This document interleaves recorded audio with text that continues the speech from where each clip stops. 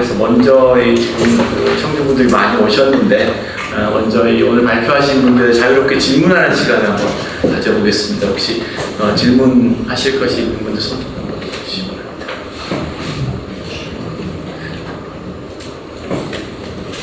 안 계세요? 요즘 수업이 이렇습니다. 교수가 질문하라고 절대 질문하지 않는데요. 그러면 마무리는 이렇게 했으면 좋겠습니다. 그래서 우리가 현장에서 실제 일을 할 때 항상 반복해서 나오는 이슈가 프로그램의 지속 가능성, 특히 이렇게 국고 사업을 가지고 할 경우에는 제 경험상 8알에서 9알은 다 이랬어서 보고서는 굉장히 멋지고 뭔가 성과가 있는 것처럼 보이지만 실제 그 국고가 중단되거나 혹은 차수가 바뀌거나 그럼 다시 백지에서 시작하는 게 반복되거든요. 그래서 그 문제 하나고요. 두 번째는 우리가 거버넌스의 중요성에 대해서는 수없이 많이 강조하는 것 같습니다. 그런데 실제 거버넌스가 실제 작동하는가, 그리고 거버넌스가 지속 가능한가, 이 이슈도 있는 것 같아요. 그래서 국고사업에서 역시 거버넌스를 많이 강조하는데 거버넌스도 다양한 관점이 있을 수 있다고 봅니다. 탑다운 같은 인사이드 아웃, 아웃사이드 다양한 관점이 있을 것 같아서 같은데요. 그래서 이 두 개에 대해서 간단히 제가 선생님들 말씀 들어보고 마무리하면 좋겠습니다. 그래서 네 분께서 그냥 자유롭게 그 두 주제 중에 하나를 가지고 말씀 주시면 좋겠습니다. 그래서 먼저 발표하시고 오래 기다리셨던 박 교수님께서 먼저 말씀 주시고 순서대로 말씀하신 후에 마무리 짓도록 하겠습니다. 저에게 답이 돌아올지 모르고 집중해서 못 들어서 죄송하지만 지속 가능성 같은 경우 우리 학교에서 2회 동안 진행됐던 지속 가능 발전 시민대학과 해커톤, 이게 과연 담당자가 바뀌어도 혹은 예산 투입이 정책적으로 지원되지 않아도 지속 가능할까? 저로서 내부자로서는 이제 그게 고민인데, 우선 지속 가능 발전 시민대학 같은 경우는 아까 우리 정종훈 교수 얘기하는 것대로 저희 서울신대와 지속현만의 일이 아니라 우리 부천의 일이기 때문에 저는 대학 4개가 함께 애정을 가지고 좀 관심을 기울이면서 누가 하더라도 지속되도록 하는 그런 약간 공공의 시민대학으로 좀 가져갔으면 좋겠다는 것이 저희 이제 정책자문단을 중심으로 얘기가 협의돼도 좋을 것 같고요. 그것이 먼저 지속이 돼야 시민대학이 지속될 수 있을 것 같고, 해커톤 같은 경우는 사실 저와 교육혁신을 중심으로 사실 지금 상황으로는 인맥구조로 사실 버티고 있는 게 2년이었습니다. 인맥구조입니다. 왜냐하면 멘토로 참여하는 교수라던가 모든 직원이 다 우리 안에 있는 그 내부적인 인맥에서의 신을 중심으로 세워져서 그야말로 거버넌스 조직으로 자리를 잡아가기 위한 그런 단계가 26년도의 단계라고 생각합니다. 담당자가 바뀌어도 우리 학교의 교육 이념과 그리고 이것이 우리 학교에 있는 대학생들의 인재상과 연계가 되어서 고정적으로 좀 재정이나 모든 운영 구조가 투입되도록 하는 저희 내부의 노력이 필요할 것 같고요. 그리고 어떻게 보면 지속협이 이것을 관심 있게 기울여주면 또 외부적인 투입 요인이 되지 않을까. 그리고 부천시가 감사하게도 이 부분을 혁신나라의 연구단이라는 청년 정책 개발 도입 프로젝트로 이제 받아주셔서 이제 지속가능 발전팀이 정식으로 예산을 세우셨거든요. 그게 저희에게 큰 동력이 되기도 합니다. 그래서 외부에서 그걸 부천시 행사로 잡아주니까 또 대학들이 계속 정기적으로 노력을 해서 투입되도록, 그러면 이제 담당자인 제가 아니어도 우리 대학이 항상 이것은 협력해야 되는 프로그램으로 되고, 그럼 자연스럽게 그렇게 서 있을 때 우리 대학 내 이 프로그램을 위해서 대학 내 SDG 교육이 계속 서브 교육으로 진행될 수밖에 없을 것 같습니다. 네, 그런 상황 정도 공유드립니다. 네.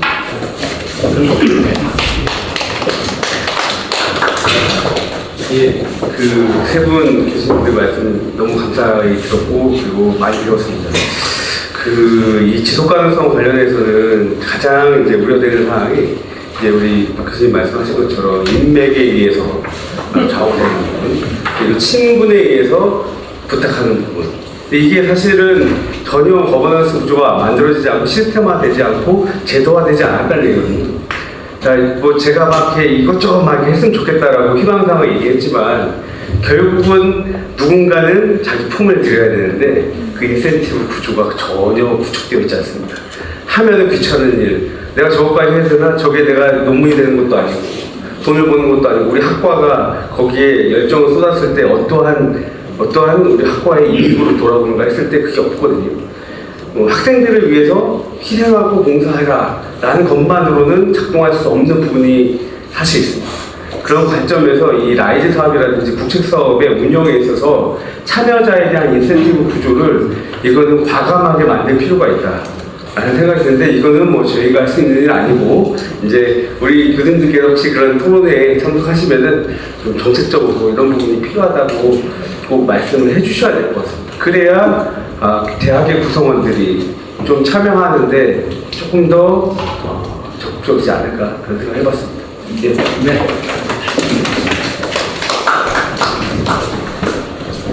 지금 결국 지속가능 발전의 지속 가능성 이 핵심적으로는 거버넌스 문제인데, 이 거버넌스의 층위가 지역은 지역대로 문제고요. 가장 최상위 레벨은 최상위 레벨대로 문제구나라는 걸 저는 많이 느꼈습니다.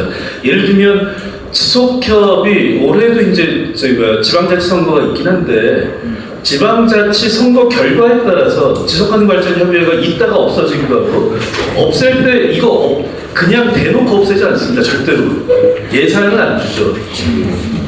그리고 있는데 게다가 또 어떤 핑계를 대냐면 지속가능 발전 기본법이 통과되면서 지속가능 발전 위원회, 국가위원회가 만들어지니까 그거에 입각해서 쭉 이제 지속가능 발전 위원회라고 하는 구조를 만들 수가 있게 됐거든요. 지속협은 안 건드리면서 예산을 안 주면서 지속가능 발전 위원회를 만들면 되잖아 하면서 이제 그렇게 해서 지속협을 사실상 무력화시키고 이렇게 하더라고요. 근데 최상위로 가면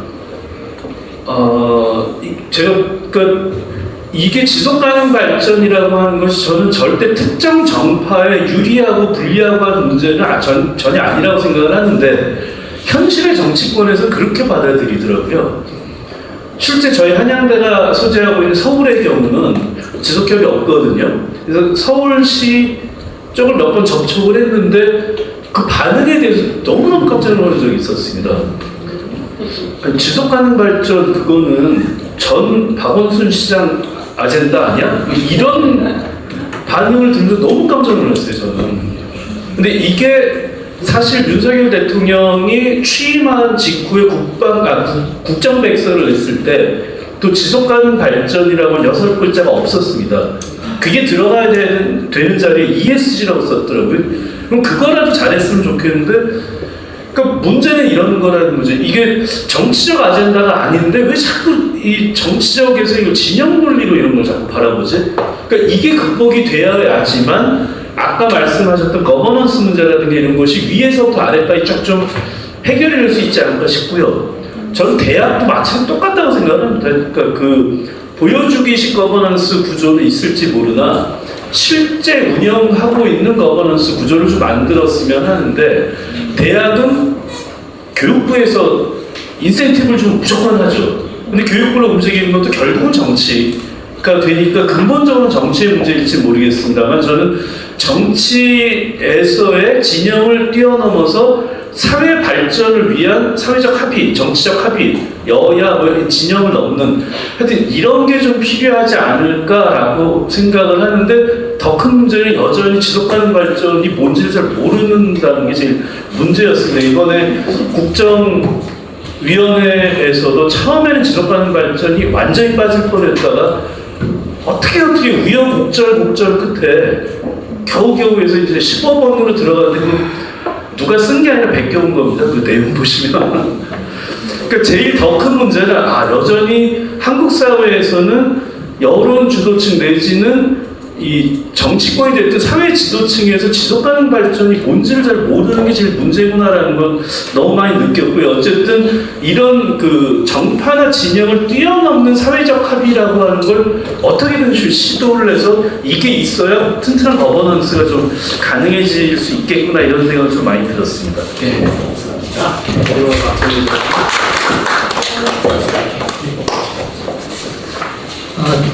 늘 고민이죠. 그런데 제가 이제 보통 가면 꼭 이 얘기 많이 합니다. 지구에 있는 생명종 중에 유일하게 쓰레기를 만드는 인간이죠. 그런데 또 유일하게 그 쓰레기를 치우는 존재는 인간입니다. 그래서 지속 가능하게 가능해 안 해? 이게 어떤 다른 이야기보다는 우리가 가능하게 해야지 라고 생각하면 거기서부터 시작되지 않을까. 그걸 위해서 이렇게 오신 분들의 인력 풀이 중요하고요. 그리고 제도화하고 재원 확보 여기까지 넘어가면 그런 일들이 가능할 건데 이 재원 확보를 너무 정부 보조금만 생각하지 마시고 최소한의 민간 자원으로서의 재원 확보에 대한 고민을 하시면 지속 가능한 것들 충분히 우리 할 수 있다. 저는 그렇게 생각합니다. 감사합니다. 네, 지금 거의 이제 마칠 시간이 됐는데요. 오늘 이 자리를 통해서 대학은 무슨 역할을 해야 하나 이런 고민도 여전히 하게 됩니다. 그래서 개념적으로는 뭐 지역의 앵커 인스티튜션이 돼야 된다라는 얘기들을 많이 하는데요. 개념인 것 같고요. 근데 참 교수들을 움직이기가 힘듭니다. 너무너무 힘듭니다. 교수를 어떻게 그러면 이런 ESD 프로그램, ESD governance 참여시킬까 저희 대학의 솔직한 고민이고요. 아까 말씀하셨듯이 평가체계나 인센티브 대학 교원들에 연결이 될 것 같고 또 지역하고 일을 하면 지금은 우리 지속협이 있어서 얼마나 일을 하기가 쉬운지 모릅니다. 다 말씀드리면 다 연결시켜 주시니까 그래서 지속협의 역할이 더욱더 중요해질 것 같고 제가 제안 드렸을 때는 행정조직에도 대학과의 협력을 전담할 수 있는 조직이 필요한데 지금은 평생교육 쪽에 가 있거든요. 그래서 딱 대학을 그렇게 보는 겁니다. 얘네들 잘 연구하고 가르치니까 우리 시민들 교육이나 시켜줘. 이게 솔직한 지자체 입장인 것 같습니다. 제가 그게 아니라 실제 대학이 일종의 혁신, 그러니까 대학은 이 지역에서 가장 우수한 자원을 가지고 있거든요. 모든 지적 역량 이런 것들은 다 대학에 있습니다. 그럼 그 자원인데 택시의 입장에서 보면 저는 뭐 충분히 활용할 수 있다고 보고 지역 혁신의 주체, 핵심적인 주체의 대학을 세우길 기대합니다. 그래서 대학 협력 관화국을 기획조정실 밑에 만났으면 좋겠습니다. 그리고 거기에 예산 편성을 해야 돼요. 그런 데는 훨씬 더 힘을 받을 수 있을 거라고 생각하고요. 그러면 대학도 그런 시에 그런 정책에 맞춰서 또 저는 뭐 준비를 할 수 있지 않을까라고 기대합니다. 네, 마지막으로 제 말씀 드렸고요. 그럼 그동안 2시간이나 지났는데요. 긴 토론, 긴 발표 들어주셔서 감사합니다. 네, 이상 마치겠습니다.